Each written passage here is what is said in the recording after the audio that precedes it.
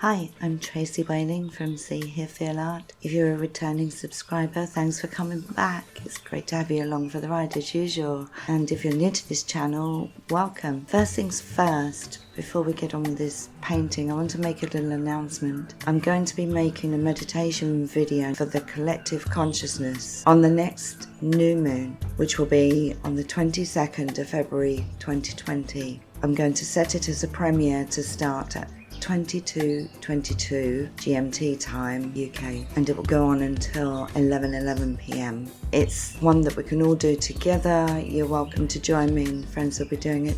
You can start in your own time zone at 22:22. It will become clear as this goes on why. Very excited about it. So anyway, this painting is about another astral I had very recently, and it's become clear that it's time for me to explain certain things about the story so far, because this is such a blatant next puzzle piece falling into place.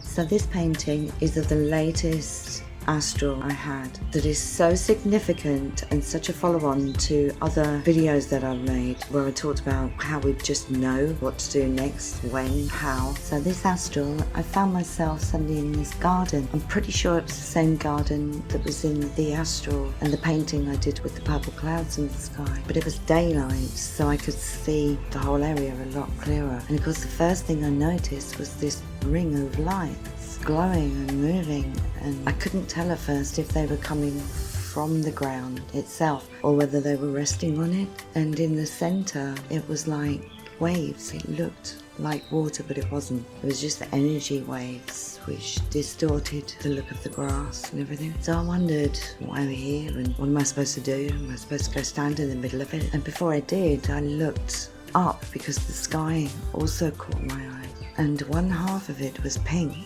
and the other half was green, and kind of down the center of it was this crack or divide. It was like a purplish grey part dividing the two. So I walked right into the center of the ring and looked up and around to see if anything happened. I didn't feel any different. It didn't feel any more intense than I'd felt already, and I wondered what it was about. And then I realized that the ring itself was moving to the right, to the east. I stayed in the center for as long as I could as it moved, and then eventually I noticed there was this house that hadn't been there before, and it started to travel over that, and as it did, the wall of the house became transparent and I could see right inside, and there was this couple arguing, and they stopped after this wave had gone over them, and then the ring grew, like extended upwards, and I could see the first floor, and there was a guy sitting in the bath with a shower cap and he was singing. As this light waved over him, he paused and he suddenly jumped up and was clearly acting on impulse with a thought he'd just had or an idea. You could see it in his face, and he ran off to implement it after grabbing his towel. I didn't see anything. I was on the ground floor. So that was literally the point. I woke up and I was back here on the sofa, wide awake, eyes open. But after everything that happened next, I know now that's where the meditation's coming from. So at this point I need to do a little mini catch-up, because the people I'm going to mention now are going to be more prominent later. So there are 4 people who have been key parts on this path. The first one is Nicola. Now, we first really began speaking in 2016, I think, and we just got into the subject of how change is coming. And long story short, she's so inspiring. I've never known anyone with such willpower as Nicola has, and it really made me look at myself, things in my heart that I knew I should do.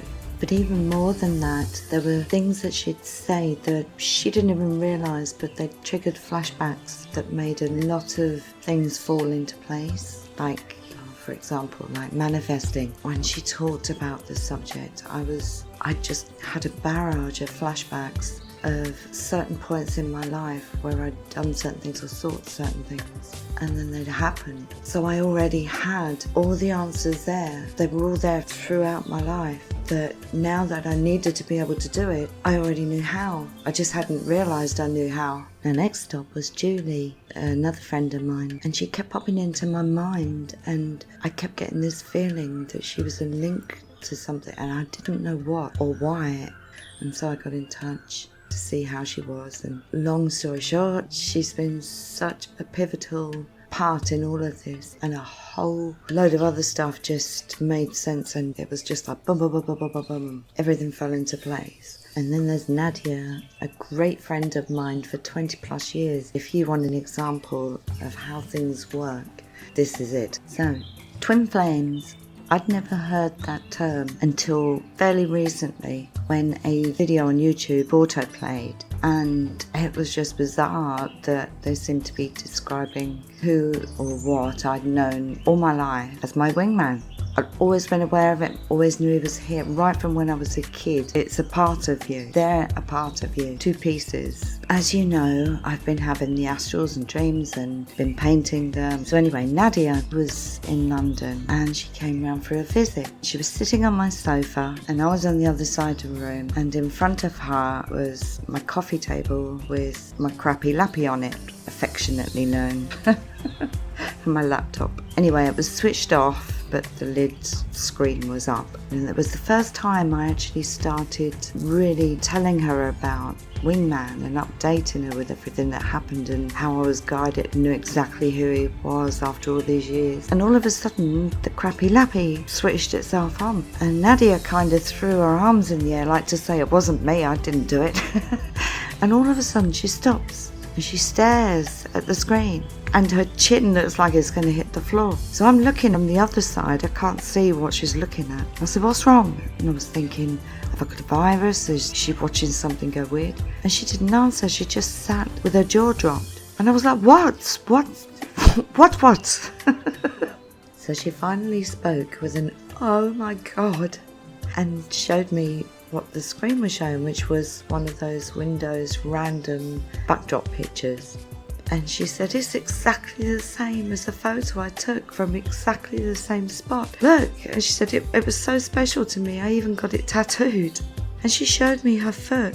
And this picture was identical. We were taken on a hill with these hills in the background. And she said, look, I've got the photo on my phone. And she pulled up her photo, and obviously it was taken at a different time and the weather was different and everything, but you could see it really was, no exaggeration, it was exactly the same spot. And as I looked from the photo to the screen to her foot, I had this flash image in my head and just thought myself, oh my God. It was a flash of the painting I've done. You've seen it, the one with the campfire and Wingman and the Astral I'd had. Wait there, brought it back in, held it in front of her, and she just said, oh my God. And we were just stunned because I never knew where this astral was, and I'd always wanted to know, obviously.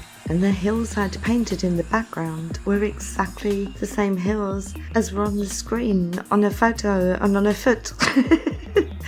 But it didn't stop there. So I looked at the date of the painting and asked her what the date of her photo was. And she looked, and I think it was the 18th or something. It didn't match the painting. But I was like, hold on a second. And I dug out my dream journal, flicked through the pages, and there it was. The astral that I'd had was the same day that she'd been in the Lake District and taken this photo. Are you starting to see how this works now? And it has been one thing after the other ever since. Next stop, Sabine. Where do I even start with Sabine? One of my closest friends. Our paths first crossed when I saw her post, and she was just constantly giving confirmation after confirmation of things that I'd just been thinking or doing or whatever. And it was what started us talking, because I wrote to her one day to thank her. Long story short, she guessed who Wingman was. Despite my silence, despite the fact that he has to figure it out himself, she figured it. She knew, like she knew loads of stuff. Sworn to secrecy, of course. I mean, even the paintings, they're purposefully disguised to not look like him. I can't add him to social media, I can't like his posts, I can't anything. He has to figure it out, no matter how long it takes, if at all. It doesn't matter, everything happens when the time is right. And it's all just gone nuts since like astrals and dreams where you've had practically identical and have been able to piece so many pieces together, had downloads at the same time, felt energy at the same time, loads of confirmations. And because she knows Wingman, she's taken great delight in pointing out if me and her have had a conversation, or I've shown her a drawing, or talked about an astral or whatever, and then he goes and posts something that day or the day after that is practically identical and just shows that them up there are working on this connection. He just hasn't joined the dots yet. So a huge thank you to everyone who's been a part of this journey, including you, the listener. The 4 friends I mentioned are all going to be taking part in this mass meditation on the 22nd. So I hope to see you there. Let's do this. It's time.